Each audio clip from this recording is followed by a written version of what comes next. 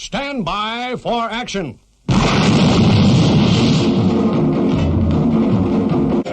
Anything can happen in the next half hour. 5, 4, 3, 2, 1. Good evening and welcome to another exciting show.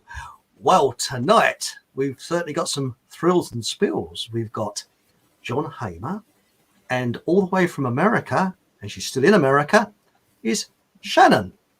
Now, what we're going to talk about tonight is the amazing story of how three contortionists, there had to be in order to get into bulky spacesuits in a confined space, went to the moon. How they defied the laws of physics when they threw up moon dust on their moon buggy without causing a massive dust cloud. How did the batteries tolerate freezing temperatures? How did they manage to get studio lighting to the moon in order to produce near perfect backlit photos? Live coverage from the moon in those days when it took a fleet of vehicles to get live television broadcasts from Barnsley to London. Jaw-dropping stuff, eh? Now, how on earth did they lose all that scientific data on how they did it? Can you smell something? Is it cats? Dogs? No, it's bullshit. Now, tonight we're going to say, or we're going to ask the question, should NASA really be called the National Association of Space Actors? Over to you, John. Hi, Chris. Hi, everyone.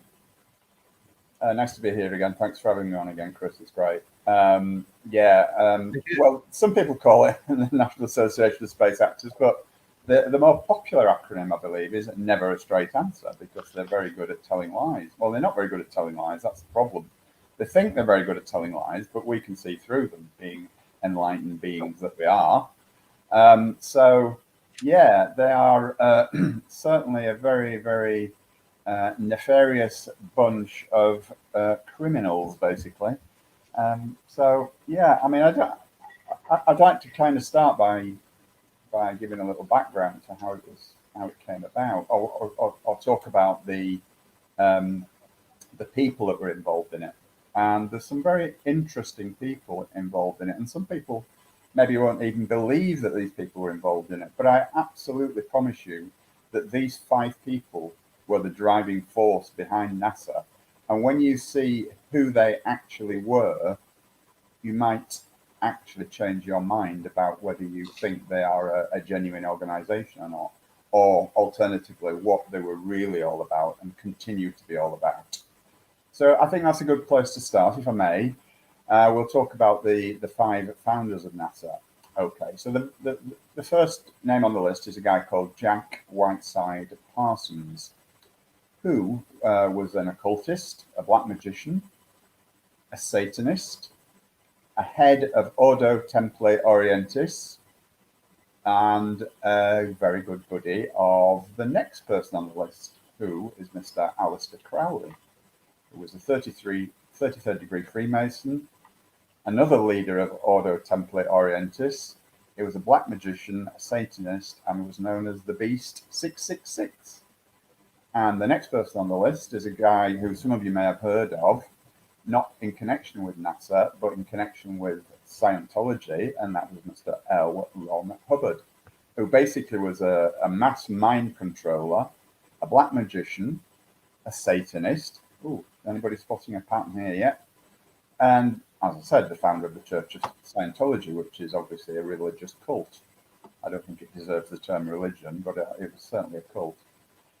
And number 4 on the list, again, it may be a little surprise to some people, but it was Walt Disney. Everybody's favorite occultist, mass mind controller, black magician, Illuminati pedophile, Freemason, and founder of the Ordem de Mole, which was named after Jack de Mole, who was head of the Knights Templar.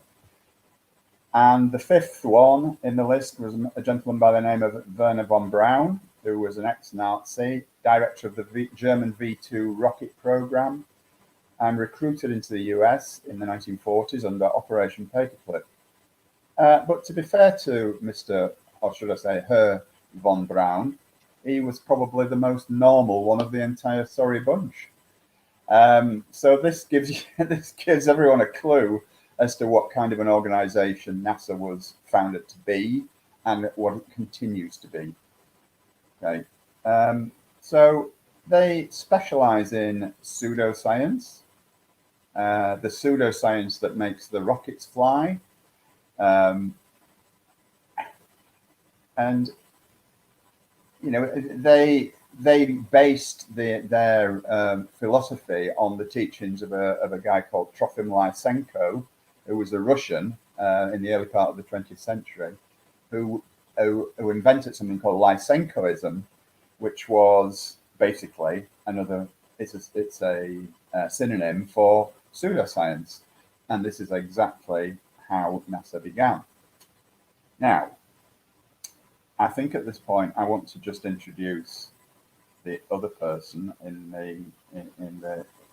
the screen here. Well, she's not actually on the screen, but she's sat over there in California, and this is my friend and co-author and editor and eagle-eyed proofreader of The Falsification of Science.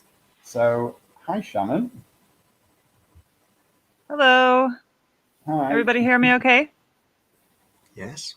Yes, it's fine. Yeah.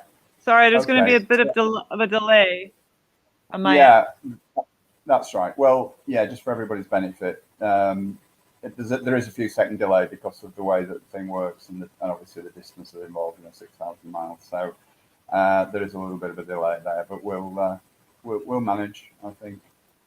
Okay, so I think there are so many different elements to this. It's really difficult to know where to begin, Chris, because there is so much information, and this constitutes a huge chapter in the falsification. Get my teeth in the falsification of science.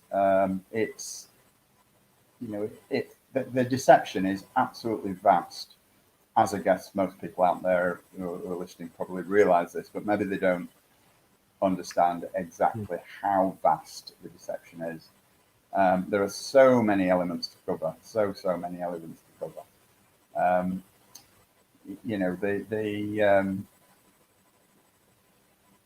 Well, I'll tell you what. I see that the messages are building up. Why don't you go to chat? Should we go to chat? Yeah, and then we'll have a look at chat. And what I was going to say, the qualifications to be a NASA scientist is whenever someone asks a question, they can't answer it. It's always the science is settled, or should we move on? Conspiracy nutter. That's the usual one. Yeah. But we're going to chat. It's really, really hotting up tonight. I do apologise if I can't read everybody's message out. And we've got here Robert Dean. Hi, fellas. Is that Neil Armstrong's dog, Mucky Pup? Oh, that's the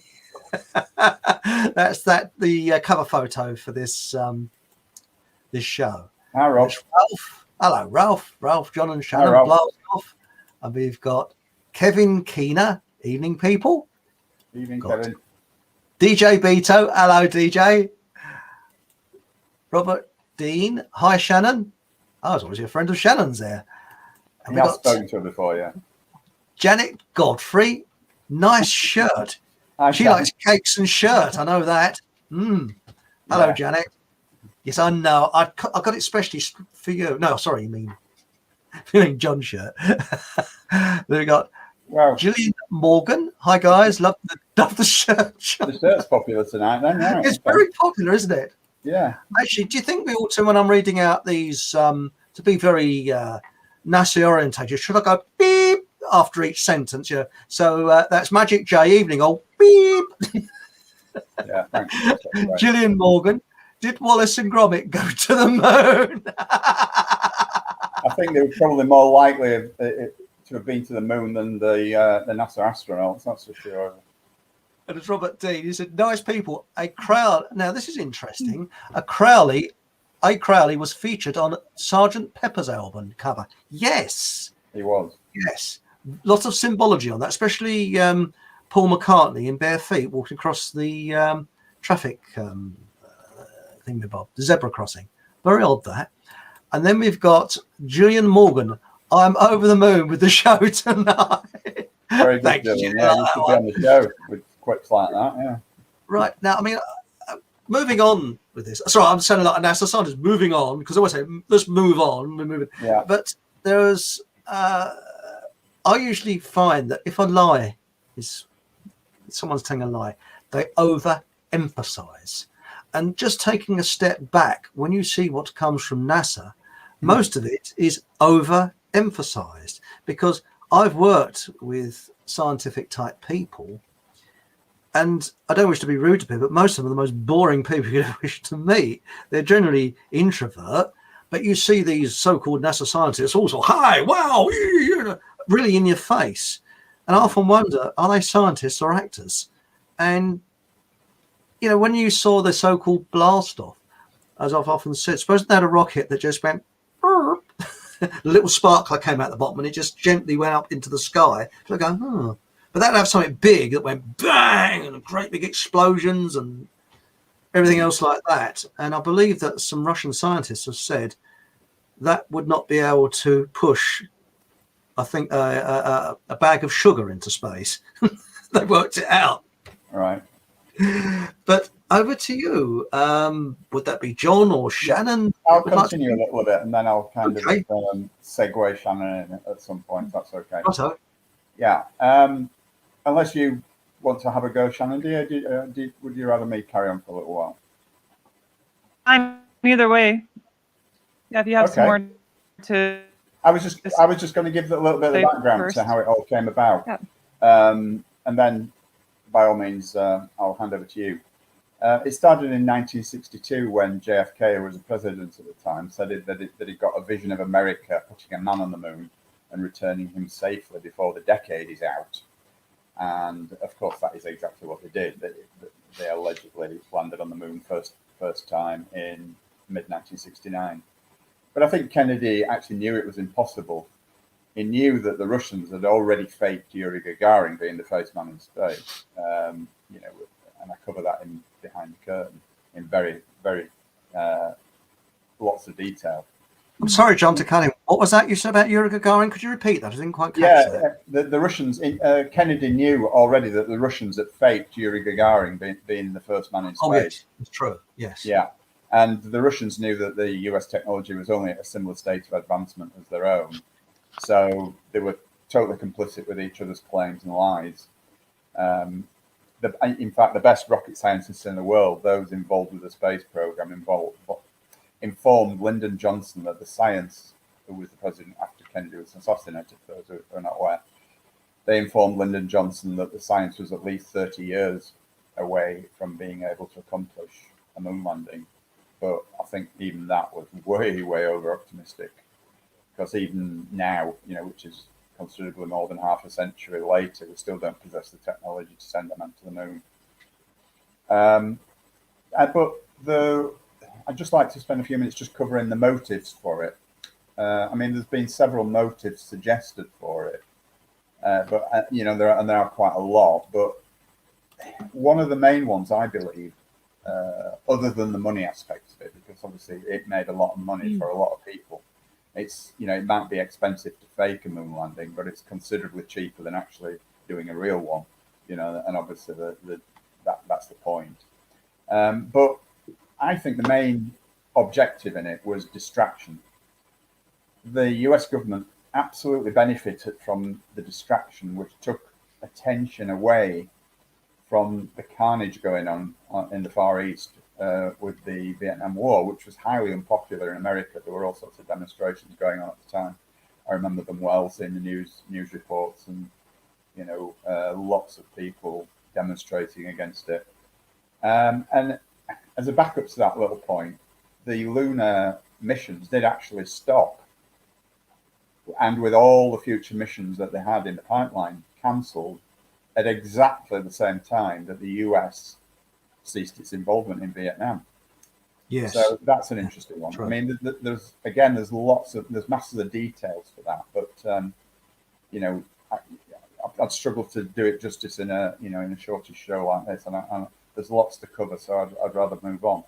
And another of the elements, the motives for faking it was obviously the prestige. I mean, this is one that's mentioned quite a lot. I think the government considered it a massive propaganda coup that the US should win the space race. Going to the moon,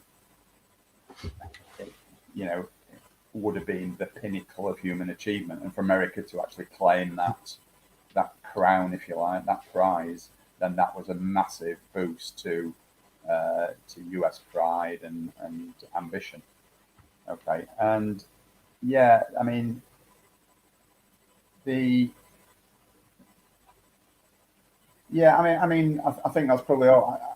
If you're ready, Shannon, I'll kind of cue you in now, because there's other stuff that I want to come back to, Okay. but I think that's all on the actual motives for now.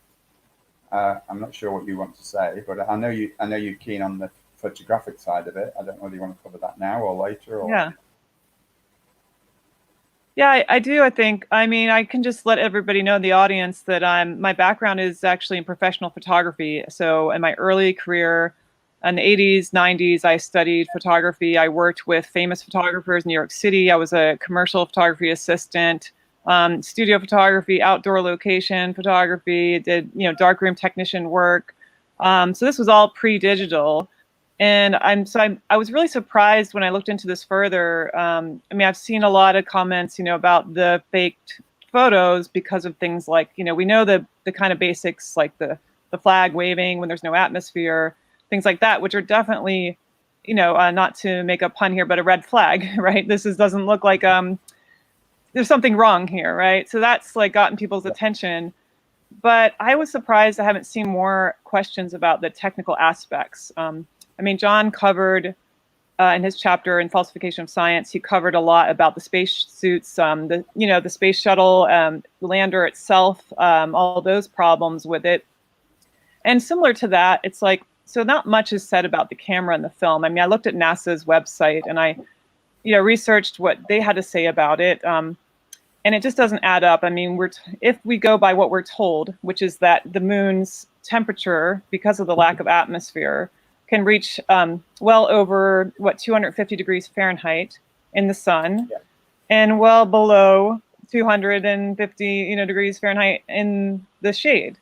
So so right off the bat, we're talking about sensitive material equipment here and materials. So you've got film. So I can start off with film because that's a really interesting part of this. So they're using regular. Well, okay, they did say they made modifications to the film. They don't really tell us what that is specifically, but I'll start off by saying that film itself is an acetate with a gelatin emulsion.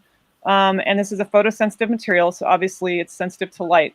And this is how we record, take pictures. Now, one thing is that you can't even put film through an X-ray machine at the airport without damaging the more sensitive film. So NASA claims that they had several types of ISO rated film. So ISO is the rating, or ASA, they call it. ASA or ISO is the rating of the film's sensitivity. So the higher the number, the more sensitive it is to light, which means you can shoot in lower lighting conditions. So they claim 1600, which is one of the highest. Anything over 400 ISO, you can't even put through an airport X-ray machine without damaging the film. Because what's going to happen is it's a kind of light, that radiation acts as light and registers on the film. So we're told that the moon's radiation is much higher. I mean, John might know specifically, but much higher than an airport X-ray scanner, right? Is that right, John? Yeah, it is right, John. I don't know the exact figures, but yeah, much higher. Yeah. I mean, the radiation on the moon. Okay, so. Right. So the film itself is going to be damaged from that. Even if, say, the spaceship protected them from the Van Allen belts and protected the film is not going to be, it's going to be completely ruined just by the radiation alone. Because, I mean, I used to have my film hand checked when I went through airports. I mean, I used to work as a travel photographer as well. So traveled all over the world, and I had just loads and loads of film with me, and I had to have them like manually checked every time I went through airport security. I'd have this bag of film and had to open all the canisters, look at every roll of film, because I didn't want to risk even the lower rated film going through, especially multiple times. One time's bad enough, but if you're going multiple times through scanners, right, you're gonna have a problem. So right there, we have a problem, and I believe that NASA says that the film was specially coated to protect from radiation. But if you're going to add a coated, another coated layer to the film, then how is it going to be photosensitive? I mean, it's kind of negating that act, right? Like, so if you're adding a layer that's going to protect from that kind of radiation, you're likely going to protect it from the sun itself and from being able to register an image on the film. But they also said that the film was a special type of thinner film than normal because they made these. Okay, the other issue was that these. Okay, I'm very familiar with the Hasselblad cameras. So they use these Hasselblad cameras, which did not alter very much from the 60s to the 80s at all, if at all. They list the modifications they made to the cameras and using them in the moon photography. And, it doesn't fly with me because firstly, it's called a magazine back. So there's a film back that detaches from the camera. That's where you load the film and then you place it back on the camera. And that act alone is a difficult feat to accomplish. In fact, I was trained as a photography assistant just to change Hasselblad backs. Like, this was a skill that I listed when I was applying for, freelance photography jobs, that I'm skilled at Hasselblad cameras and changing the film, right? So NASA says that they were able to take up to 200 pictures per roll. Now those cameras, the 7mm cameras, you can only take, as far as I know, any of them I've ever seen, since then, 12 to 24 max. 24 exposure rolls are the max. So they're saying they've got something that is, 10 or more times the amount of that. So you'd think that the back would be much bulkier. So they have this slightly larger looking magazine back on the cameras and their photographs of this, the moon camera and the magazines, but that still doesn't make sense because you can't have something, it would be like at least 10 times thicker.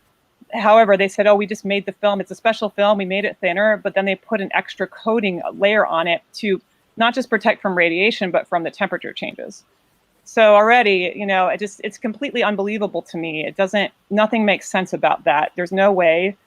I mean, it's just hard not to laugh. I mean, how could there be 200 frames on that medium format camera roll of film? Film's already really thin. They say they made it thinner, and then they said they added a special layer to it as well. So this doesn't fly. What did they add to it? Why, if they made that magic film, why hasn't it been in use since? Why haven't they marketed? I mean, that would be extremely marketable. I mean, extremely profitable. I would have loved, all the photographers I worked with would have loved to be able to shoot 200 pictures at once. They wouldn't even need it to have hired me to be changing their film backs all the time if they could have done that. It's just ludicrous. So, you've got that. You've got the issue of the film itself being sensitive to temperature changes. When you develop film, you don't develop it in water, and the chemicals past 80 degrees without having adverse effects on the film. You can't. If you put your film in the oven at 200 degrees, like, wait and see what happens, right? And then if it's in the freezer and actually you can store. Well, you can put film in the freezer. That's true, but you wouldn't go back and forth, between the hot and cold without severe damage. So you got film, some magical film. And then you've got magical cameras that are, they said that they're using, they're motorized. Another excuse they have is the reason that these astronauts were able to, easily handle these cameras, even wearing their bulky suits and gloves, is that they have this battery operated, motorized, self-winding cameras. Well, then what about the batteries? Chris started off by saying something about batteries. That's a huge point in all of this. There's batteries operating all kinds of things that they have on the moon, right? So a battery in 200 something degrees is going to explode, not only melt, but explode potentially. And then when you go to the negative temperatures, it's going to freeze and not function, right? So this doesn't make sense either. Somehow these mechanisms, electronics are working in these conditions. And then you've got, all they say about how they modified the camera to deal with the severe temperature change. This is a really funny part. normally they're black cameras. They spray painted them with a special silver coating. Ooh, right? So the special silver coating, ooh, yeah, magically, Which can makes withstand it 400-degree temperature fluctuations. That's fantastic, yeah, isn't it? I know. Yeah, Yeah. so I mean, granted, black is going to absorb more heat than silver, but I mean, how negligible is that difference? Yeah, I mean, you it's just mentioned putting the film in the freezer, ludicrous. but it's even worse than putting the film in the freezer, isn't it? Because Oh yeah, our freezers don't go to minus 250 degrees Fahrenheit, do they? It's only like something No. like minus 18 centigrade, whatever that is in Fahrenheit. I haven't got a clue. Right.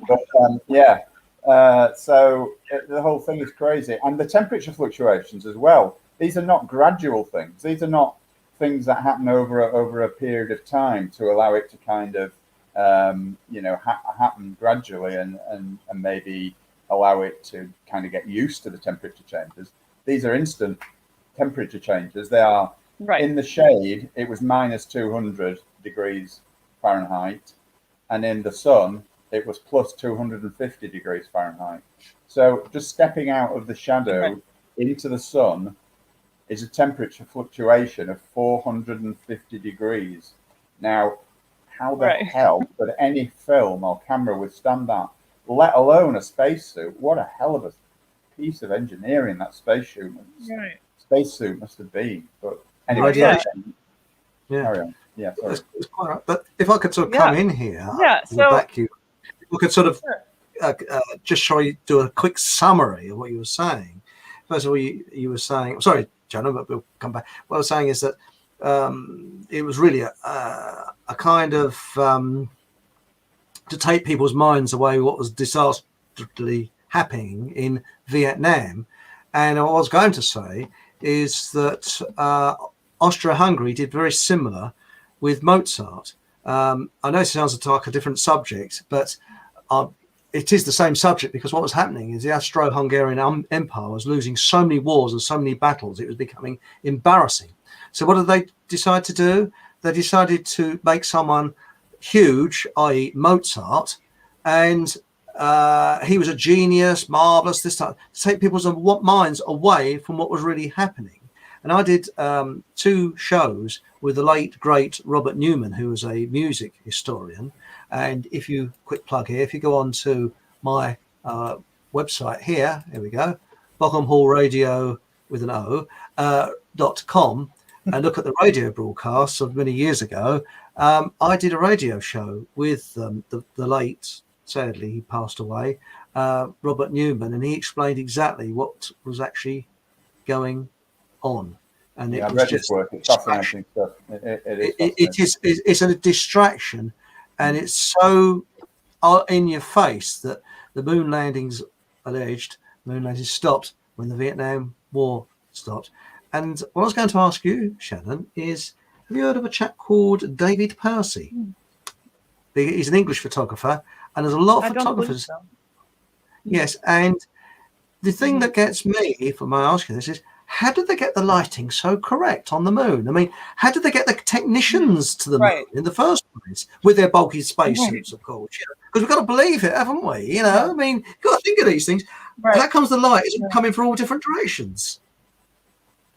Right, exactly. And what we're told is that they only had flash photography, and it wasn't even like an external flash. It was part of a different camera they had for close-up moon rock photography. Now, first of all, why do you need a flash in that really harsh light with no atmosphere, to take pictures of the moon rocks? I mean, you could obviously put it in the light and take a picture of it, right? So the only time you would need a flash is in the shadow. And we see that there's several photos where they're backlit. The one of the astronaut climbing on the ladder from the lander, he's very backlit, and they fill in the shadows quite evenly. And even if it was and I don't even think it's a flash, because a flash would pick up, there'd be a hot spot on one of that very reflective material on the lander. And there is no hot spot anywhere that I can see. It's very evenly lit. And that, to me, indicates a very large, shaded filtration on it. So, yeah, I mean, that's one of the definitely the lighting suspicious. even this, that I don't even know why they would have this higher rated ISO film, because, with no atmosphere, we're assuming that the light is extremely harsh. And if anything, they'd need some neutral density filters to put on the lens to somehow cope with those exposures. And they don't mention that, either. And it's just, they have this story of the astronaut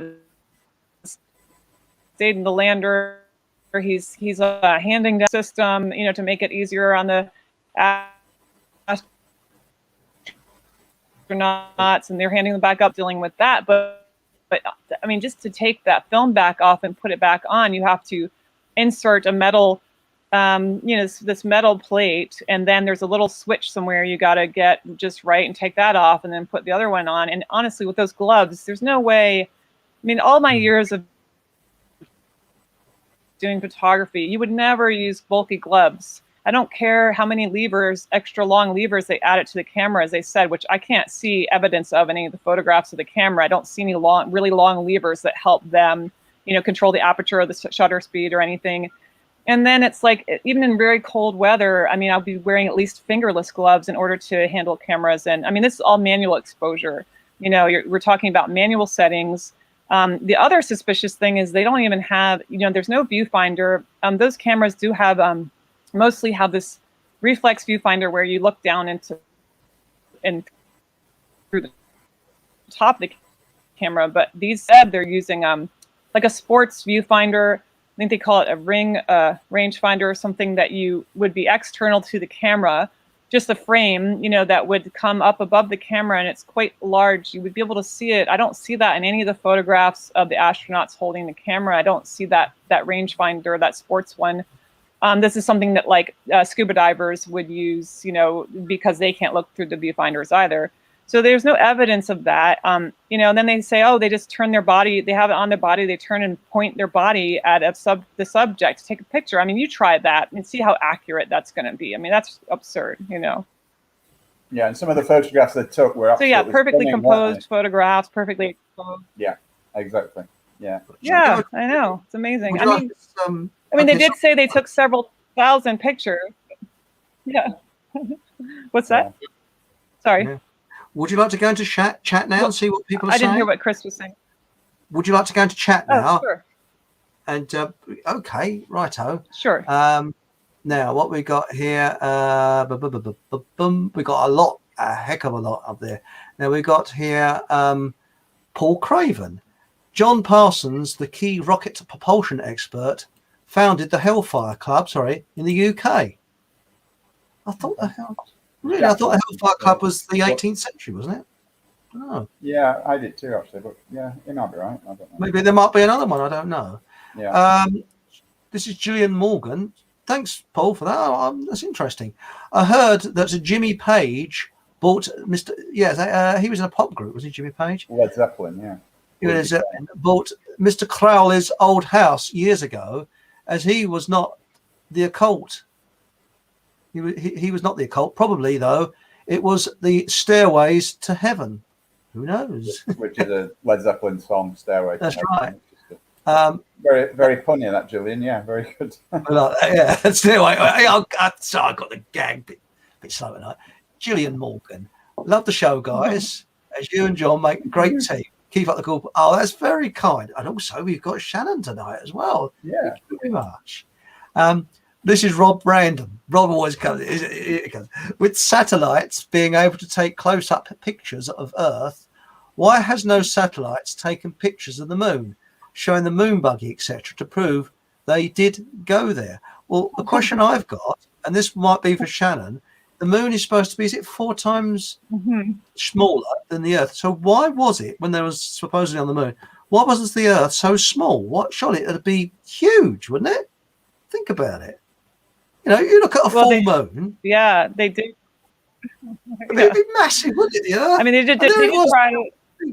Yeah. The cameras are made by Hasselblad. I think they did try to make it look bigger. Yeah, it's sort of special. Go ahead.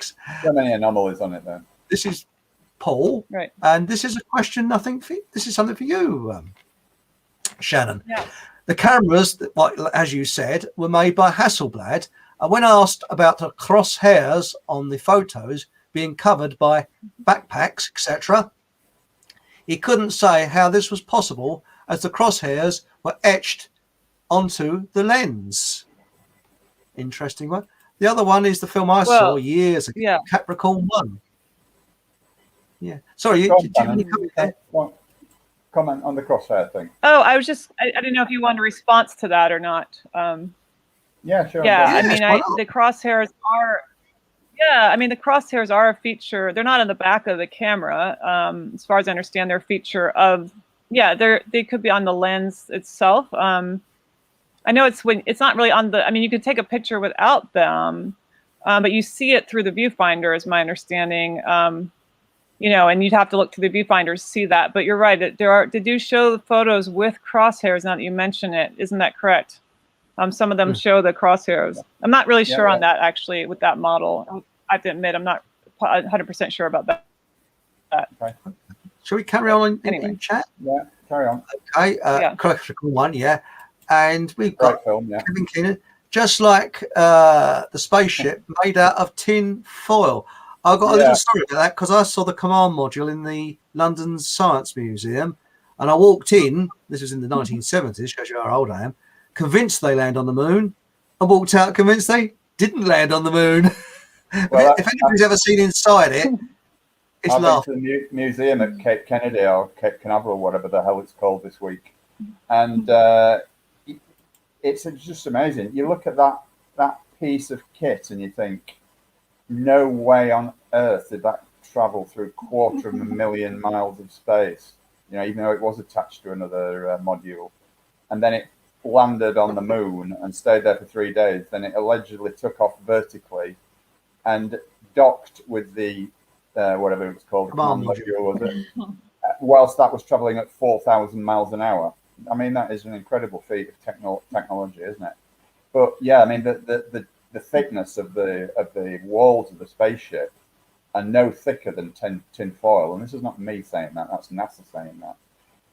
I think they described it as very thick tin foil or aluminium foil, and you know, it just wouldn't. You just couldn't sustain life in a vacuum that was being bombarded as it is with billions of micrometeorites, which are traveling at some ridiculous speed, thousands of miles an hour, and it would just punch right through any aluminium foil or tin foil.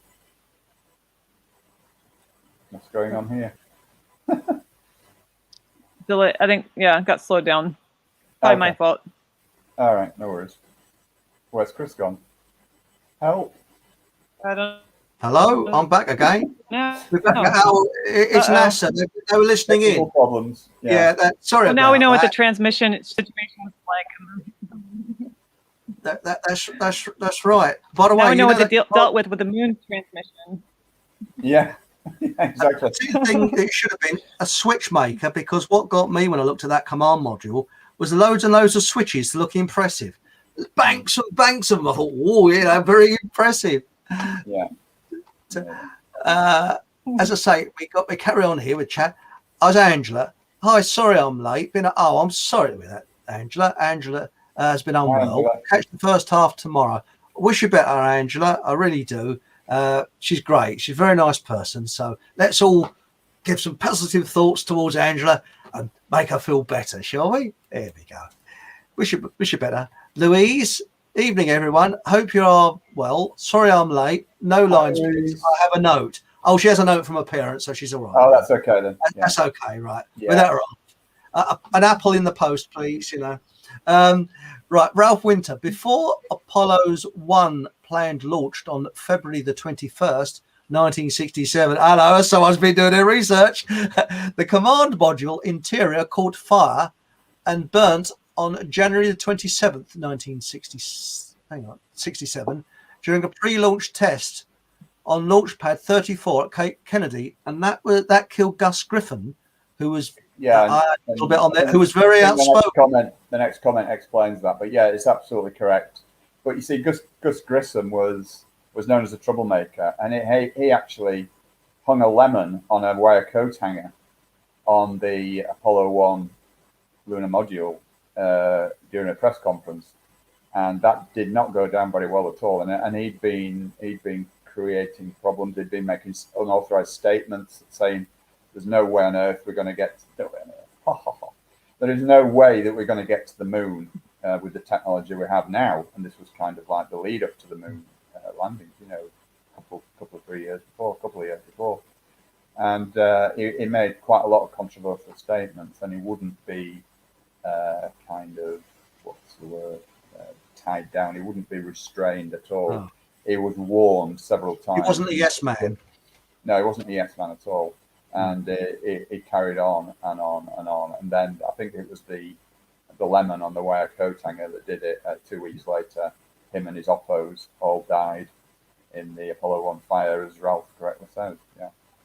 And his son apparently became an engineer and looked into it. I don't know too much about it, but I know that his son proved there was some, allegedly, I believe, dirty dealings going on. And as Ralph Winter says, astronauts Grissom, White, and Schaaf, who were working inside the closed command module, were asphyxiated. I think it was actually worse than that, Ralph. If you can imagine anything worse than being asphyxiated, they were actually burnt alive. Yes, and they were trying to get out of the and apparently there was an escape hatch, like a tunnel, like a helter-skelter, that went down, because I saw James Burke displaying it, where they could actually get out and get underneath the rocket motors, where they would be safe, believe it or not, because there's thick concrete there. Now, I heard that Jimmy Page bought. Hang on, we've already had that, haven't we? Yeah, I think we've had that one, haven't we? Yeah. Okay, I'll be watching your show every week. Oh, that's just nice. As love it so. You're struck with me. Oh, that's very kind. Right, Gillian Morgan. It will be strange to see how Mr. Musk and Mr. Branson's trips to the space span out with it all being a hoax. Interesting. Yes. Yeah. Well, did you ever see that Channel 4 program that they did? Where they actually, it must have been about 20 years ago, where they said that the Russians are going to put someone in these pick of about half a dozen people into space. And they took these half a dozen people, they kidded them that they were going to Russia and be taken off from one of these sort of, places. And what they did, they took them to a disused American Air Force base in East Anglia, I believe it was.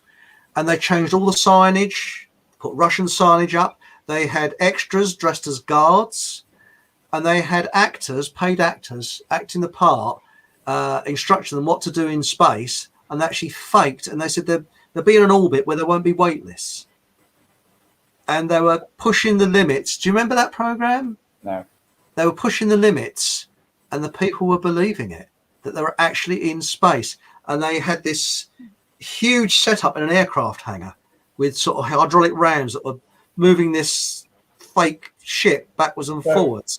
Are you saying, Chris, that it was a kind of a psyop to test how far they could go before people would realise that? Yes, it was a fun thing on Channel 4. I don't know if anybody remembers it. 15, 20 years ago, it cost a lot of money, because they even changed the plugs in this American Air Force base to Russian plugs, and they had all the signage in Russian.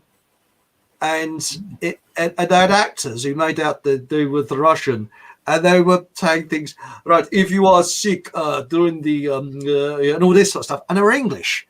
And it was a very, very, and they even got a Russian helicopter in. They bought one for this actual program to make it very convincing. And people were getting out of a helicopter and said, oh, it's a lot colder here. And they're in actually in East Anglia. Then you got a couple of miles up the road. God, it cold in Siberia. No, it wasn't. But if anybody remembers it, please say. Paul Craven does, yeah. Gillian Morgan said, it will be strange to see how... Oh, sorry, we've got that one. We've had that one. No mention about their toilet needs for a week. Those suits would be minging. Yes. Thank you, Angela. As I say, good luck. Wish you better. And yes, you're right, Paul. The suits will be like a skunk's armpit. I think a skunk's armpit was spelled better than that. Julie Morgan, did you know that the word astronauts could be astronauts, as it may be a play of words like the occult always toy with us with? Yes, it's like spelling. You spell. Louise Wilcox. I may be wrong, but I think the program, Chris, was set at Duxford Airport. You may be right. Yes, Duxford. Cambridge. Yes. Yeah, Cambridgeshire. It was very clever. And they got what they did. They picked. Shouldn't say this. They picked people the most dopiest. People that were, because they did a psychology test first, and what they were finding, they're making out they're finding the most intelligent. No, they're finding the dumbest. The dumb. And watched it. It was good. That was Angela. Yes. It was Channel 4, and it was tongue in cheek, but it must have cost the program makers a lot of money, because they did a heck of a lot. They had these armed guards walking up and down, and they got Russian uniforms, the lot. It was very clever. They even got Russian vehicles there as well. And so it was Duxford. I thought, I didn't realise it was Duxford. Yes, that's in Cambridgeshire. But anyway, does anybody remember Bill Casing? Yes. Bill Casing. Sorry, you were asking me now. Do you know Bill Casing? Yeah. No. Quoting a lot in the book. Yeah. Bill Casing. No, He worked. I don't know. He was the first one Very good guy. 70s who said they didn't go, and he was very brave because he worked for. Oh, hang on, we got the name. Rocketdyne. We've got the name of the program. It's called Space Cadets. Was the name of the program. Thanks, Ralph. There's always someone comes up with it, and it was actually in Ralph Winter said 2005. Yes, Space Cadets. That was what it was called. So Google it afterwards. It was very well done, I have to admit. But they got the thickest of the thick to go. All said, "Oh, this weight. Oh, yes." But what I know is when they got out, they said, "Oh, they're a lot colder. They're in Britain." And it's surprising how they can kid people. It really is. And I think that program was to show how they can fool people. And these half a dozen people were really. So you might have seen. I don't know if that was on in Canada. America.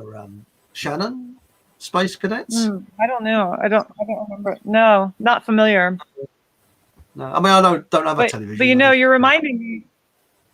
You're kind of reminding me a minute here of you're reminding me of the Manchurian Candidate. The story and the film. And, they convince these soldiers that they're in the field and that they're killing certain people. I mean, you can even do this with hypnosis, right? So there's mind control programs, date way back and well before the space program. I mean, you could easily hypnotize people and feed them suggestions. I mean, who knows how advanced virtual reality really was back then? I mean, they always released technology decades later to the public. So there's a lot of ways you could have fooled astronauts into thinking that their experience was valid. That's one way of keeping people ask, well, how did you keep all these people silent? How are the astronauts kept silent? I mean, of course, you can keep them silent through threats. That always works pretty well. But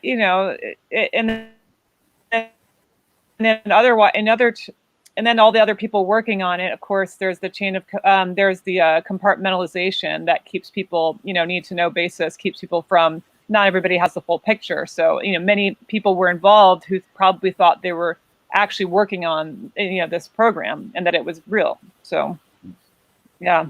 You've got a very good point. So I think that when you see when they first came allegedly back from the moon, and that first press conference, they all looked, excuse my language, as if they just sat on damp seats and they didn't know whether it was them or the cat that was responsible for it, because they're sitting there going, very uncomfortable. What was it like on the moon? Right. You just come back from the moon, wouldn't you be, wow, yes? Yeah. No. Have you seen that, Shannon? They were the most morose bunch of individuals you could ever imagine. Sat there with the glum faces. It was just incredible. They've just been the biggest adventure that any human has ever been on. Yeah. Right, right. Yeah. We've got So, urban stealth camper van man. Hello, mate. How you going? He's a brilliant artist. Best you could ever see. Go onto his site. Well worth watching. Sorry about that. Okay. So Bill Kyson we was talking about. So yes, I like him. I think him, but I personally think that Neil Armstrong may have been done in because he was getting a little bit close when what he said about onions and the truth. Do you remember that? He did. I can't remember what the exact quote was, Right. but it said something like, "Truth is like an onion. The more you peel, the more layers you peel away, the more that the truth is revealed." Something like that. It was a very cryptic comment that he made. Yeah, I mean, and he hit. Yeah. I mean, this is a really strange thing. You know, someone who'd been the first man on the moon, allegedly, you know, is like a human hero. He's like a hero of humanity. But it would not be interviewed at all. Never. He just refused point blank, and he lived his last few years as a total recluse. He just would not venture out in public at all.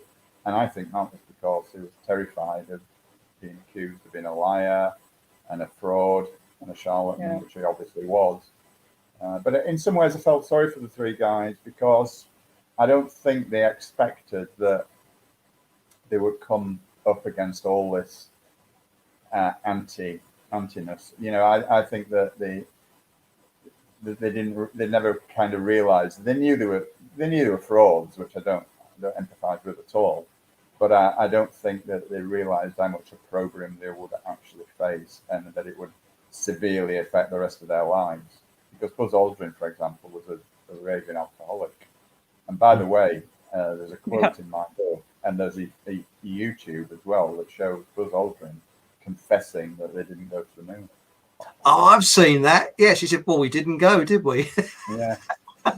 So why a little girl said, "Why haven't we been back?" And he said, "Because we didn't go." Yeah. Yeah, but it was absolutely pissed out of his brain. Yeah, I mean, he wasn't in a state of sobriety, shall we say? But and then you could see it in his eyes. His eyes were swimming like goldfish going around in them, you know. But he actually said that. He said something like, "Well, the reason we've never been back is because we didn't go." It's like, whoa, what? And then you know, so yeah, I mean, there's another astronaut, a Polish astronaut, who is like a Polish, you know, real hero of Poland. I can't remember what the guy's name was now, because it's, you know, quite kind of an unpronounceable one for English tongues. But he was interviewed and he was taken off guard by a question, and he was asked about whether the Earth was flat or not. You know, because you've been up there, you've seen it. Is the Earth flat? And he kind of went, yeah, of course it's flat. Everyone knows that kind of thing, you know. So I mean, but it's to do, you know, it just shows you that if the Earth is flat and the flat Earth model is as we believe it to be, which is that covered by a dome, then the moon is definitely not somewhere where you could set foot upon. So you know that kind of ties into that. Well, I think also when you look. Hey, sorry, you was going to say, Shannon. Sorry. Oh, no, unless I just wanted to, it was a little bit off that topic, but I wanted to say something to John. Not about photography equipment, but I was thinking about the issue of air, you know, with no atmosphere on the moon. And John wrote in the book that, you know, you need oxygen tanks, but it's not just oxygen. It would be like a scuba diving expedition. You would need nitrogen, oxygen, carbon dioxide combination. And if you think about how long one scuba tank lasts underwater on our Earth, you know, that's like an hour. So how, and they're heavy tanks. Like, how are they supplying air to the astronauts for how many days, right? Like that, it just, and they left, and yet they leave a camera behind on the moon to conserve weight. The little, special modified camera they left on the moon. They left they left it there. because they Yeah. need it they need it to take off without too much weight. I mean, come on, right? What are they breathing? I mean, these are basic questions nobody talks about, Yeah. nobody asks. I Yeah. mean, just yeah. I always think that all the stuff about rebreather. the flag waving and the shadows and the lighting, they're valid to a certain extent, but I also think it's kind of a setting up a straw man to be knocked over, because they like those questions because they know they can answer them, but it's the more obscure stuff like what Sean just mentioned that they don't have an answer for at all, and they never go there. Yeah. So they've got all these prepared answers for flag waving. Oh yeah, they just took it out. It was rolled up in a tube, and they just took it out of the tube, and it kind of sprang to life. Yeah. Oh yeah. And the shadows. I mean, it's a terrible answer. I mean, their answers are pretty terrible. But yeah. Oh yeah, they get the crap, but at least they've got. They have answers, but they're not believable. Yeah. Right. I know, but it's all these more obscure ones that they never go there, and I think that's what I'm sort of trying to cover a little bit. I mean, the weight thing is a very good point, Shannon, because that tiny module, you're trying to, not you, but they're trying to tell us that they took the moon rover in that lunar module. I mean, come on, have you seen the size of the thing? It's like the size of a car. I mean, there was barely enough room to fit 2 people in the lunar module, let alone put a bloody car in there. I mean, it's just ridiculous. And then when NASA was questioned about that, they said, "Oh well, it was specially designed, to fold up to the size of a suitcase." Yeah, okay, we'll believe you. Yeah. Thousands wouldn't, but we do. The wheels as well, right? Yeah. Yeah, the wheels on their own would have filled the lunar module. I mean, the whole thing is crazy. It actually makes me wonder if they're just seeing how stupid people can be. Was it a psyop to see how stupid people are? Well, that's happening today. Yeah, of course it is. I know, but that happens all the time. That's what we're dealing with now, right? I know. Well, do you remember that back when you see the actual view at the back? I think it was. I could be wrong here. I guess I think it was Apollo 12 and another Apollo. The backdrop is exactly the same, and they're supposed to have gone to a completely different place. Right. There's somebody's gone through all the photographs and noticed it's exactly the same. So it's a bit like going to, I don't know, Tibet and then Scotland, and the backdrop is exactly the same. You think, no, I don't think so. But when I went to see this, I was actually in London at the time. This was in the 70s when I was studying architecture, and we had an afternoon off. And in the Science Museum, they had the command module. And as I said earlier, I can't remember how many of us went in there, but there's quite a few of us and a couple of lecturers. And we went in there, and it's all right, we wasn't studying that sort of science. It was architecture. And there used to be in those days old boys in uniforms. What were they called? Like commissionaires that used to stand in museums who, you asked them directions and that. And I think it was a Monday afternoon. There's nobody there. And when we went in there, we said, "Can we have a look underneath?" He said, "Look, I haven't seen it, mate." Nice old boy he was. And the things we were saying, he was killing himself laughing. He was sort of like this. Because as I say, we went in convinced they landed it on the moon and walked out convinced they didn't land on the moon. I mean, the thing that got me in the command module, I'm going to be a bit rude here. This is the only way of explaining it. I looked in there. I've never seen anything like it. It was a wooden first aid chest, although they didn't have IKEA then. But it looks as if it was bought in IKEA, but IKEA didn't exist then. And it was on the piss, excuse my language. And it looked to me like a kind of film set to impress people. So you look at it and go, "Wow, look at all those switches. Look at that first aid box on the piss. Look at this." And 3 blokes are supposed to have gone in there and changed into space suits. Now, 1 person changing into a space suit would have been near impossible. 3 of them? Blimey, that would have been a bit intimate. They've all been sort of like this. How did they do it? I mean, even weightless wouldn't do it, I said, to be fair, Chris, there was only 2 of them in the lunar module because Michael Collins stayed up in... No, this was the command module. There's a bit that came back. Right, okay. Yeah, because the lunar module, they jettisoned that, didn't they, before they come back? Excuse me, I'll be literally 2 seconds. I'm just going to put the light on. I can hardly see.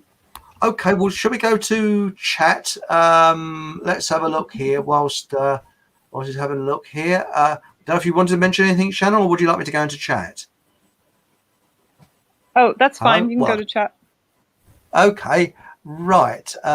We've already said the Urban Stealth Camper Van Man. Okay, worth watching his website. Very interesting. Brilliant artist. If you want a painting done or any drawings, see the Urban Stealth Camper Van Man. And Louise Wilcox says cinemas were the first mass hypnosis tools. Now we have programming on TV. Very Spot true. on there, Louise. Now we've got Louise Wilcox, hence them saying Neil Armstrong had dementia. Did he? I didn't know that. It's easier to say someone is mentally deficient than to admit the world is based on lies. Very good, Louise. Yeah. Gillian Morgan said, I only know the whole space thing is a load of old codswallop. And she said again, Gillian Morgan, I prefer Louis Armstrong. Bit of English humour there. And let me say, Carry On Spaceman, well, this is from Ralph. Carry On Spaceman was to be released shortly after Carry On Regardless in 1961. It was scripted by Norman Hoodis and was to satire interest in the space race from the Western world's point of view. So what happened to that, Ralph? What, if you can write it in there? Ralph, I never heard of Carry On Spaceman. I don't know. No, it wasn't released, was it? No, he said it wasn't released. Ralph again attempts to revive Carry On Spaceman in 1962 under Dennis Gifford, again by Hoodis, failed, and the project was subsequently abandoned. That's interesting. I didn't know that. Thanks, Ralph. Blimey. This is Kevin Keener. They are all part of the cult that is running all governments of the world. Spot on. And we've got Gillian Morgan. It has been an education tonight with you guys and the great comments. Thank you very much. That's very kind. Gillian. This is Paul Craven. They couldn't agree as to seeing the stars or not. Oh, that's another funny one.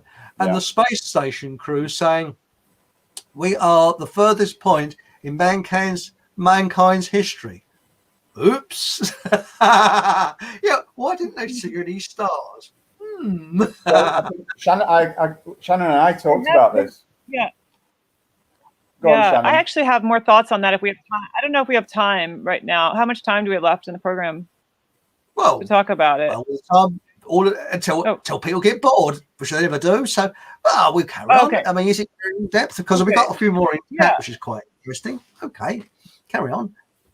Okay, just real quick about the stars. So, the answer to that, this is the official answer, is that they were there during lunar daytime. So lunar day is like 27, and a half days in terms of Earth day. That's why it was always sunny while they were there. They didn't have a lunar night. And however, I've been thinking about this because, I mean, there's a reason you wouldn't be able to photograph stars while the sun's out, even if you have a black sky, because it's very different exposures, right? So you wouldn't be able to get stars in any of those shots when the sun's that bright and you're exposing for the bright sun. The star's light is much weaker, so that wouldn't register without blowing out everything else, But you might still be able to see stars. I mean, if there's no atmosphere and that therefore the sky is dark, even with the lunar daytime. I mean, because they have that Earthrise shot, which is really suspicious to me. I have a lot of questions about that. But, you're able to see this lit up Earth kind of like coming over the horizon. It's not fully lit, so it would be like equivalent to our full moon. And if you don't have a full moon, you could still see some stars, right? So I don't know. There's definitely a question mark there for me still about the stars at least being visible, and that photograph itself, first of all, definitely looks like a telephoto lens. I mean, if you were to get an equivalent shot of the moon coming over the horizon on Earth, when we see it very large looming over the horizon, you have to take that shot with a telephoto lens in order to compress everything and get that closer shot, right? So the foreground's compressed. You see the moon looking really large. And the only way you'd be able to get any light on the Earth's surface is if there's a little bit of a setting sun, and that only happens the moon rising, especially when it's full and the sun setting, and having that perfect kind of composition in that shot and that like little bit of a lit up Earth happens like once every few months, and you have to time that. Now why the moon, and that was in this very bright, harsh sunlight, is darker, could be because they're exposing for the Earth and they have this darker, foreground of the moon.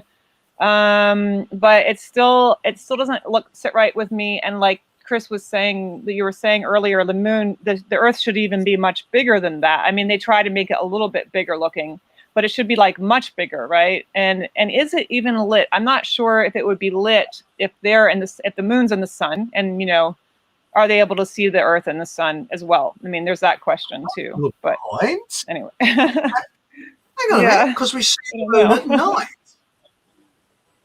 Right. Yeah, you know, But- Brilliant point.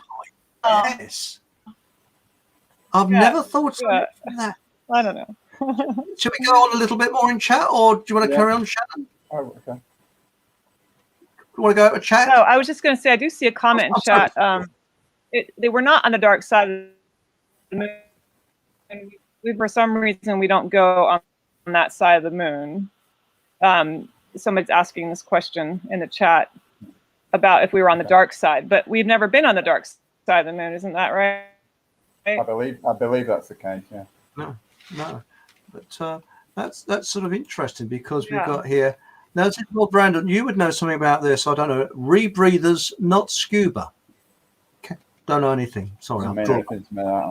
Does that to you? Does that to you, Shannon? Yeah, I see. I mean, I think he's saying that it would be something you could rebreathe, not like a tank that you change out, like in scuba, right? So somehow, if they're bringing like air to breathe, that somehow they're able to rebreathe that air, so that you don't have to have like fresh air each time. I mean, I guess that's a possibility. I don't know much about that technology. I mean, there's so many other points about the spacesuit, like John's brought up about just having to have it be air conditioned in the massive heat. I mean, it's not insulated enough. It's obviously not insulated enough to protect from those elements. There must be some kind of air, and you'd have to go from like air conditioning to heat, like 1 second to the other. So there's those questions as well. But yeah. And the thing about air conditioning, Shannon, which the thing about air conditioning that NASA tell us that the suits are air conditioned. That's a really interesting concept, isn't it? Because I'd always thought, and I think I'm pretty certain about this, that air is a commodity that's in fairly short supply on the moon. Last time I checked. So air conditioning. So how do you condition air to function? So that's interesting. Right. Well, and they have to breathe it. I mean, are you somehow using the air that you're breathing and the rebreather? I mean, right? Like there's nothing is really disclosed to us about how these things work. It's like it's special. We can't tell you because it's top secret, or we can't disclose the technology because then somebody else will know about it, or something, like some excuse like that. But I mean, something just a little bit plausible to explain this hasn't been presented that I've ever heard. There's so many unanswered questions. I mean, we're barely scratching the surface here, are we? I mean, honestly, this is just, this could have been a 5-hour show, and we still wouldn't have covered it all, I reckon. But it's been. If I could step in here, I mean, I could put my architectural hat on. Air conditioning, what it actually does, it puts water molecules into the air to cool it down. That's how you get Legionnaire's disease if the water tank isn't cleaned out correctly. So how would you get air conditioning in a spacesuit? Because you have these bulky suits. I know that in Disneyland they wear these big sort of suits in Florida and that, and they're air conditioned, yes, because they're drawing air in from the outside and they're using water droplets to actually cool the air down. That's how it works. Right. So doesn't really make any sense to me. It's just sort of cut in there. Yes, sorry, anybody? Shall I go back into chat, or? Okay. Is that all right? Okay. We got here. Louise, allegedly there was a bacteria found on the Russian space station that breeds quicker than anything else on Earth due to lack of oxygen. Muzzles and latest hoax. And then we got here Gillian Morgan. Did I Dinner Right has heard that Mr. Musk is apparently inventing car to drive in space. Do these guys take us for complete fools? What, the Jetsons? Remember the Jetsons? Was it the Flintstones? Yeah. Kevin Keener. The number plate on the back was 66. Probably. This is Paul Craven. I was given an analogy of the mission. Imagine having one shot at hitting a football traveling at 90 miles per hour with a dart, and you are standing on the goal line with the ball going across the halfway line. Well, the way they said it, James Burke used to say, it's like, was it throwing a letter 6 miles away and it goes directly through the letterbox? Yeah. That's how technical it has to be. Really. Ridiculous. Yeah, where is James? But he's still alive, apparently. It was, I believe everything he said when I was a kid. Julian Morgan said, later on, I must ask Shannon if she had the equivalent of James Burke, who she probably doesn't know who he is. In America, I bet she did. You must give us some clues on next week's show. This one has been awesome. Yay. That's thanks to my guests. You have been great, Shannon, and you must come back soon. Oh, remember to sign the autographs? Thank you. You know, $20 an autograph. I still believe the Clangers were the first to know. I'm with you, dear Gillian. Yep, it was definitely the Clangers. Yeah, I think if NASA officially announced it, people will believe it. Paul Craven, weren't they supposed to be on the dark side of the moon? The light show would have been amazing. I'm not sure about that. Have you got any clues on that, Shannon? I think you said earlier that you didn't think it was. Well, you think the Pink Floyd? Well, no, I mean, first of all, it would be dark.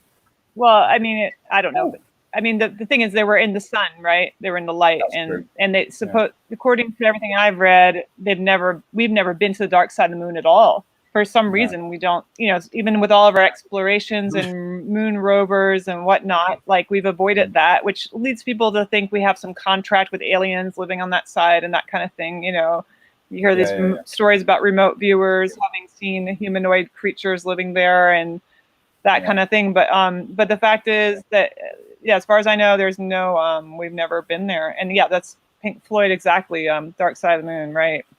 So it's interesting to think about, right? I've got loads to say. That would be nice. Louise Wilcox, the dark side of the moon. The moon is the only planet not to spin on its axis. I don't think it's a planet axis. It is believed there was a time before the moon. You're going into David Icke about it being hollow.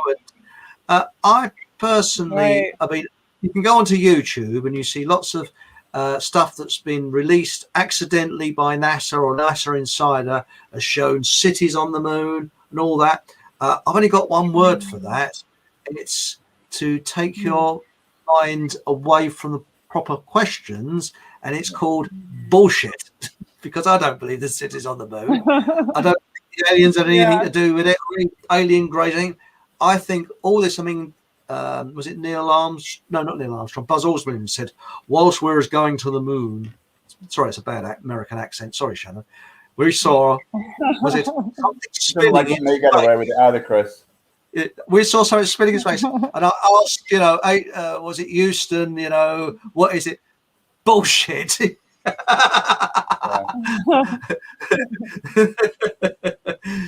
Right. I think we've been over an hour now. Do you want to carry on, or should we wind it up? What do you think? How do you feel? I'd like to carry on a little bit if Shannon's okay. Why not? Okay, Shannon? Right, Shannon? Sure. That's fine. Okay. Right. Yeah. So over to either you or Shannon. I'll keep that closed there. Well, I was going to talk a little bit, if I may, cut in, Shannon. I was going to talk a little bit about the Van Allen radiation belts. The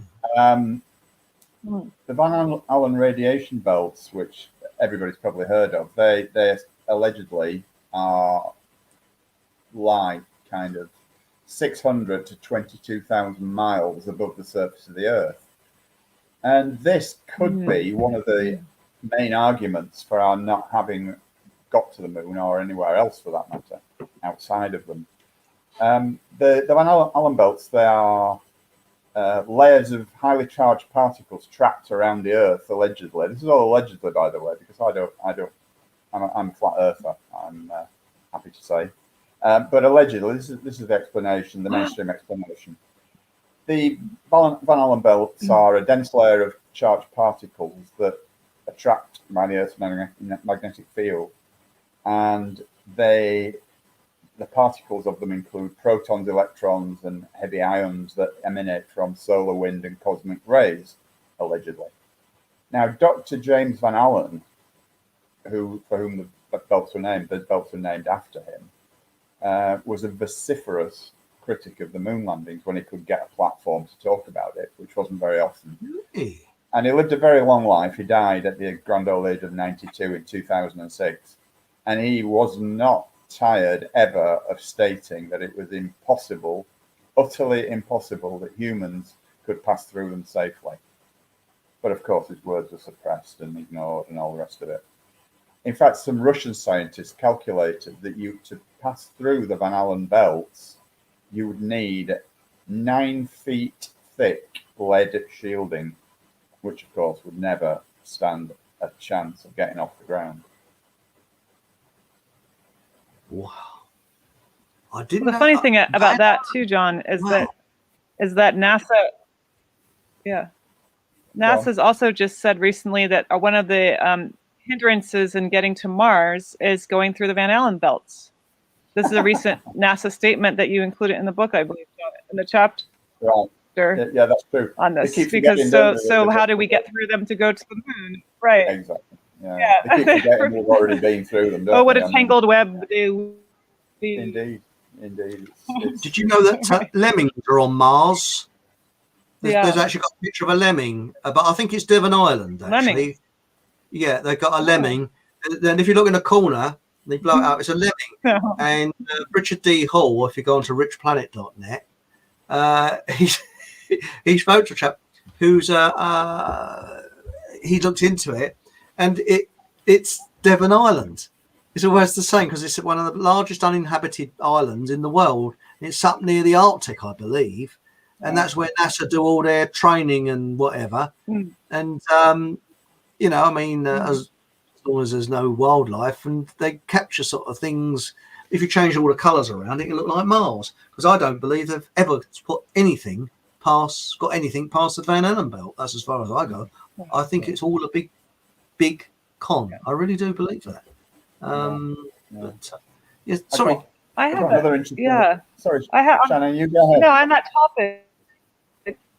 Sorry. Yeah, I have a question for the flat earther, because John, I didn't know you'd converted. You said that you weren't sure your stance, but I see that you've. Well, I'm 95% now. You're official flat earther. What is it? What's that? I'm still got 1 foot on the fence, but I'm 95% of the way. Okay. Okay. Well, I can say that whatever they're telling us about. I'll say that I don't think we're a spinning ball at how many miles an hour. And I don't know. The problem is, I think we don't know what we're living on. And we can't know unless we're given access to. Right. So here's the thing.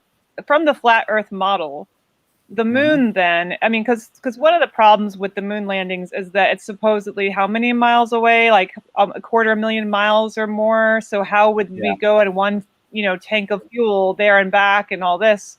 Well, what if, I mean, the other question is, if we're on a flat Earth and we're in this dome, where is the moon? Is it inside or outside the dome? If it's actually a lot closer, because I thought the flat Earth model had the sun and moon much smaller, much closer. Within the dome. Right. So maybe, so it's closer. So we could go to the moon feasibly. Yeah. I mean. So the other possibilities, we went to the moon, but it's not at all what they tell us it is. So there's all these inconsistencies because. You have to keep, if you keep with the globe Earth model and how far away everything is and the Van Allen belts and all this, then how are you going to, it's like you got to keep your story straight. And so I don't know. I mean, I don't know what is the moon, right? Where is the moon? Like we have to know that first to even know if absolutely. we can go there or if we've been there. Yeah. So, going back to, if I can cut in there, if you're going back to what we were saying before we came on air, there was a documentary made, I think it must have been about 1971, 72, by a comedian, but he was very straight-laced in this documentary. It was a comedian called Dave Allen. I don't know if you've ever heard of him in America, but he did this documentary called In Search of the Great British Eccentric. You can actually see it on YouTube. And he went around looking at eccentrics. It was rather amusing, but he was you expect him to crack a joke, but he didn't. He was serious, and he was really good on this particular documentary. And he spoke to a scientist, and this scientist said, remember, this is 71. And he said, no, he said, we can't land on the moon. It's gas. It doesn't exist. It's just a gas. And he said, if you look at when the Apollo 13-5 rocket takes off, it goes sideways. And he said they landed in the Himalayas. And everybody's going, ah. But this bloke was a qualified scientist and it was all part of his like. And I always remember that. And people were laughing at this chap. He said, people laugh. He said, but you got to look at the science. He said, and I can't be sure. I don't know if he mentioned the Van Allen belt. I don't know. But he said the rocket. I always remember that. He said the rocket goes sideways, but it's actually on YouTube. In Search of the Great British Eccentric with Dave Allen. It's worth watching. It's really good. Well, that's an interesting point, Chris, because when you see the launches of and I actually witnessed a space shuttle launch. I was quite a few miles away because that was the news you could get as a member of the public. But I was actually in Cape Canaveral or whatever it's called for the launch of, I think it was Columbia in 1993, and it took off. It went vertically, and then, as you say, it arcs over, and goes. I can't get my hand to go the right way because it's like looking in a mirror. But anyway, you get the idea. It kind of arcs over, and it actually travels horizontally after it gets so high up. And when you watch any launch of any alleged space rocket or space vehicle, they all do that. They don't go vertically straight up and disappear. They kind of veer off to the side and go horizontally, or what appears to be horizontally. Now, I don't know whether NASA have got a scientific or technical explanation for that, or if anyone in chat knows why that would be, if it's real, if it is a real launch that's heading for outer space. Whatever the explanation for that is, I don't have a clue, but I've noticed it and I found it puzzling, and nobody seems to question it that I'm aware of. But why is it big and noisy when it takes off? Why is it a big explosion? Why doesn't it make a flatulent noise and just go straight up? Imagine if it did, it made a flatulent noise and just went up. People go, oh, it has to be dramatic, doesn't it? Think about it. Why does it have to be dramatic? Why can't it be like a sort of, go, and yes, we're just lighting the fuse now. There it goes. And you get this, it just goes straight up. Back. Yeah. That's a bit of that's a bit boring, isn't it? Just a hot air balloon. It just goes straight up. I mean, it has to be this massive explosion with flames leaping out of it. Sorry. The other thing that I question is the fact that rocket engines themselves. I mean, as I understand it, again, I'm not a rocket scientist by any stretch of the imagination, if there is such a thing. But how do rocket engines actually work in a vacuum? Because I thought that the rocket propulsion was actually burning gases and pushing the gases out at the back, and that act actually pushes the vehicle forwards. Now, if there's nothing to push against in a vacuum, how on earth does a rocket motor work in a vacuum? And so then a postcard to Chris at. I honestly don't know. Send it to Fockham Hall. Chris at Fockham Hall. That's it. Hey, John, your point there reminds me of, your whole point actually reminds me of how I think it's really interesting that Elon Musk's program is called SpaceX. It's almost that thing in our faces again, making fun of us, like to show that there's no space. Maybe he's saying there's no space, right? Yeah. It's like that's what I see it as, right? Yeah, or he's intent on obliterating it, right? Yeah. When you look at the so-called those photos are suspicious. Sorry, go ahead. I'm sorry, I didn't mean to cut across it, but when you look at the so-called science, No. I mean, for example, the reason why us Brits are called the Limeys is because we are supposed to have found a cure for that. What was it? The sailors used to get where it was lack of vitamin C. Scurvy. Can't think of the name. Scurvy, and they knew Scurvy. the cure for scurvy for 200 years. They knew how to cure it. But the medical people and no.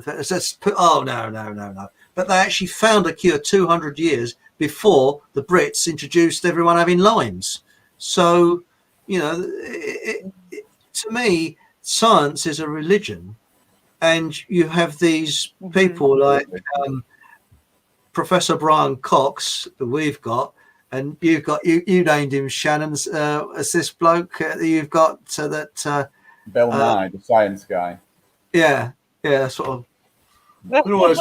Move on, and the science is settled, and we know all about it. They are like a religion because they answer your question by not answering it. They've got an answer for everything, but an answer for nothing. Well, Brian Cox was just some mediocre keyboard player in a teeny bopper band, wasn't it? D-Ream or something it was called. So I always say, as a scientist, he makes a very mediocre keyboard player. Yeah. Shall we have a quick look in chat, see what we've got any answers here? Now, we've got, my word, we've got a lot of people on tonight. I do apologise if I missed some of your questions. The dark side of the moon. The moon is the only planet. Sorry, we've read this one, haven't we? Sorry, Louise. I'm not going into ancient Aztecs beliefs and stories. So that's another down the rabbit hole, isn't it? We could go, but that would be going a little bit off. Julie Morgan, can we do another hour, guys? Yeah. We've got here Paul Craven. Surely a powerful telescope will be able to see the lunar rover and the undercarriage of the lunar module that were left behind.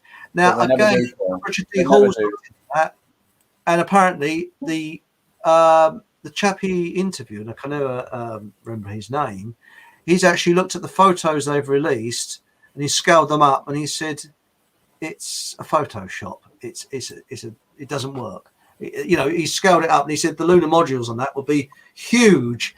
Anyway, Gillian Morgan said flat Earth person also, John, as a globe planet is ridiculous, and to think some people believe this fact. Suppose brainwashing being carried out at its best over the years. And then we've got Ralph Winter. That's the reason we can't go. Very, very likely, Ralph. Yeah. Yes. And then we got here Kevin Keener. Great show, Chris, John, Shannon. Can you do another show on this? We've hardly scratched the surface. Absolutely. Big hi to Shannon.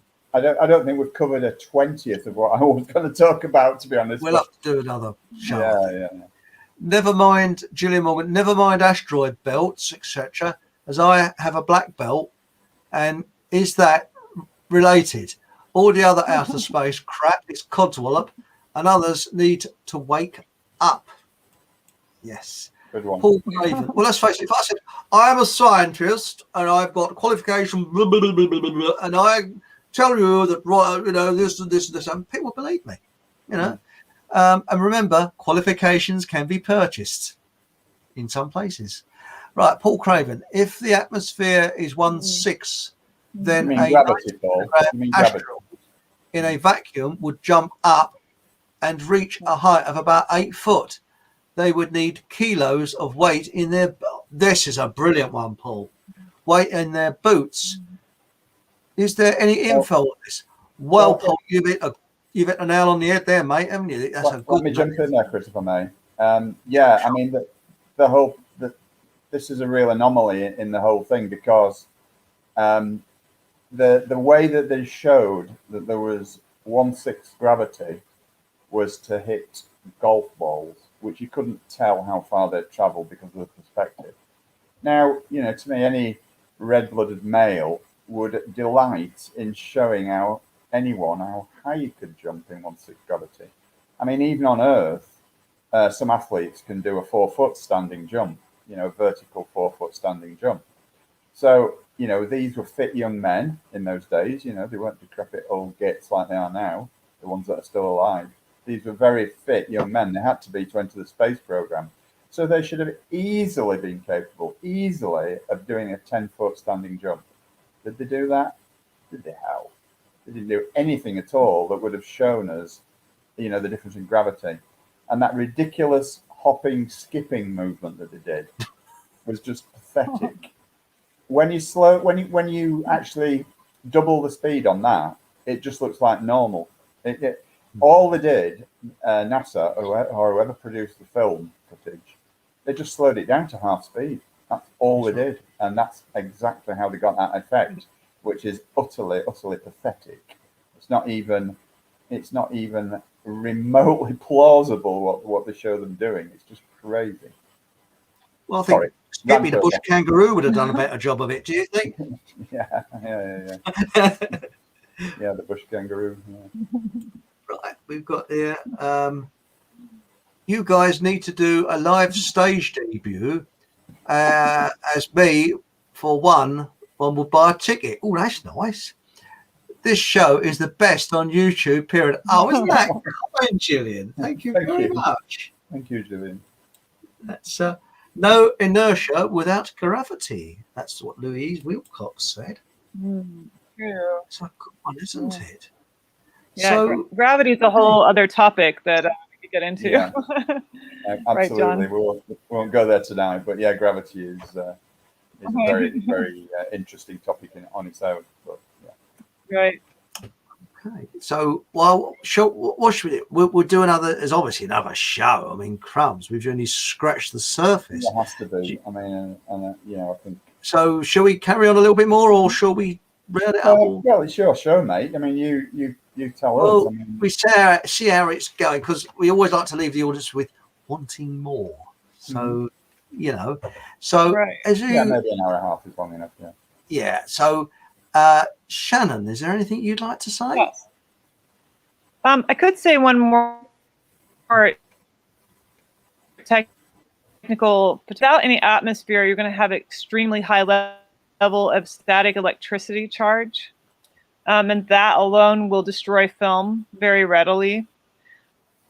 So just to give an example, I've had film destroyed because I was taking pictures while crawling on my knees on a carpet. And that was enough to put light streaks all over the whole roll of film. And this is, and I lived in Arizona for a while. It was very, very arid. And in that case, you just, you get static charge and everything. Like you're touching like metal for 1 second on your car door, and you're wearing rubber-soled shoes, but you get extreme charge, and this is because it was just lower level humidity. So if you're talking about where on the moon where there wouldn't be any, this is something NASA touched on. Again, they always touch on these issues, and they'll give these rote answers that are very unsatisfactory, but they're often thought-arresting answers. So people who aren't really, maybe it's not their expertise, they don't know what other follow-up questions to ask, so they'll just accept that. But they said they did something, and that it could cause problems with the film just moving through the camera. So they have some excuse about the film plate, some little modification they made, in order to like reduce that. And they said it will move the static charge from the film onto the camera, but that doesn't account for just the presence of static electricity, and that the camera itself is going to have a strong charge. This is still going to get on the film. It still could be a problem. And they even admitted that because of and that the temperatures, again, they were saying that the temperatures are so hot on the moon, they admit to that they had to make sure there was no lubricant in the film at all. So that's another modification they supposedly did to the Hasselblad, is to change it so that there were no, because they said any kind of moisture in the camera would boil, that the smallest drop of lubricant would boil. And so it's just, again, why wouldn't the film itself, which is quite a delicate thing, have some, if just a drop of lubricant, not even like water, complete water, but a gel, going to have a problem. I mean, there's a gel, it's a gelatin based film. Like the gelatin coating is what they call the emulsion. Isn't that going to boil? Something's going to happen to that too.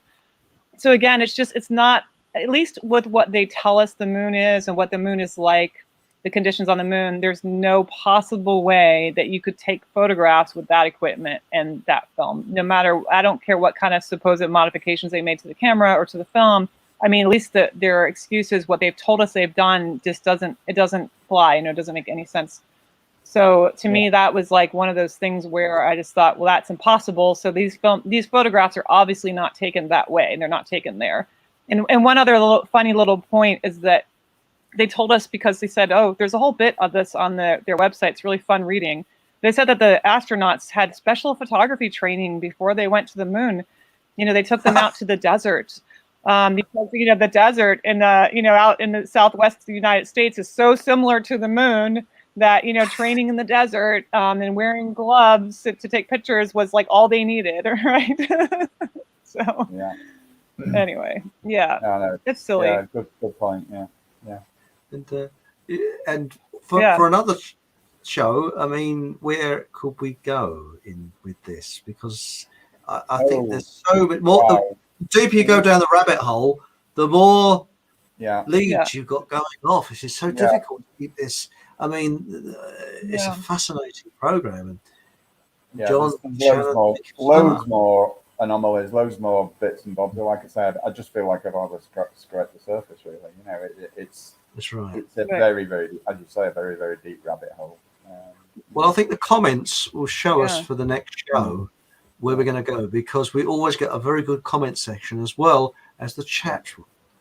Is there anything more you'd like to add before we sort of round off, John? No, other than to say, you have to thank Shannon for coming on.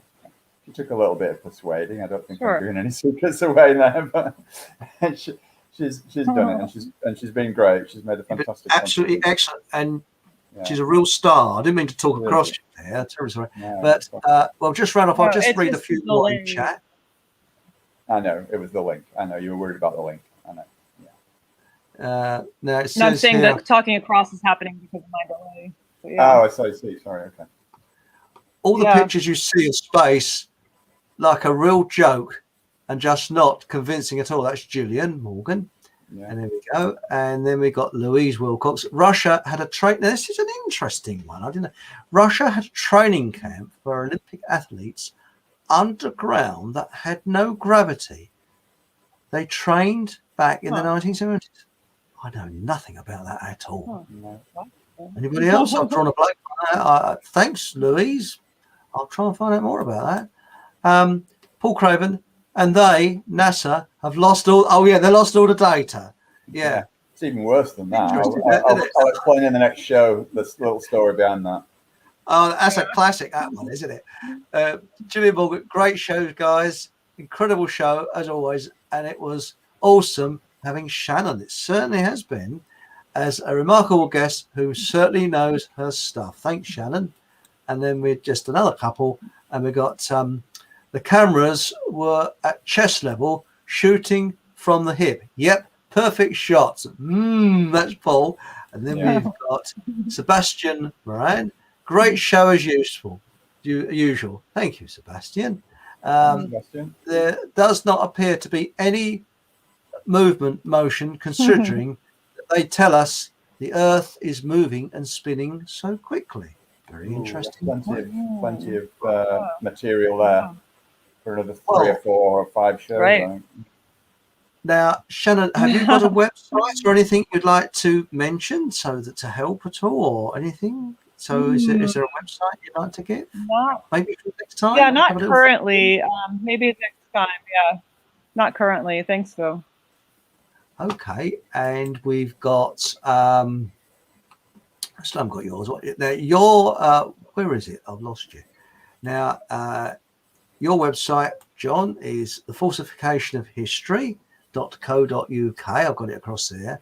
Okay, to give your email address, John? Yeah, by all means, stick it up there, yeah. Okay, there's your email, like that. And if we get banned from YouTube or anything like that, always go to, where are we? FockhamHallRadio.com. Always makes me smile. Fockham Hall, yes. Well, I'm a citizen of my own country, aren't I? Fockham Hall. So, dual passport now. So, thank you very much for joining us. And you can see me on Wednesday with Caroline Stevens. We're doing Over the Rainbow show, but it'll be on Facebook. Because what we say, I don't want another ban on YouTube. And of course, join us here next week, same time, 8 o'clock UK time, and for another show. And should we leave it a bit of a mystery, John Shannon, what we're going to talk about? Why not? Well, even I don't know, Chris. I don't even know. And remember, whatever happens, have a laugh. Thank you very much. Yeah, thanks everyone. Good night. Thanks, very much. Chris. Good night. Thanks. Good night.